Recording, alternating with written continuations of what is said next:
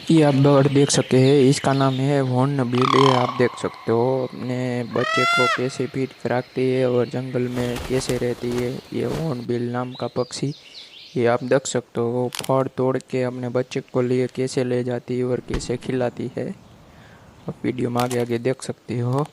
ये अपना फूड लेके अपने बच्चे के लिए अपने घोंसले में जा रही है, जो अपने छोटे छोटे बच्चों को कैसे खिलाती है आप देख सकते हो। इसका नाम हॉर्नबिल है और इसको गुजराती में लकड़खोद कहते हैं।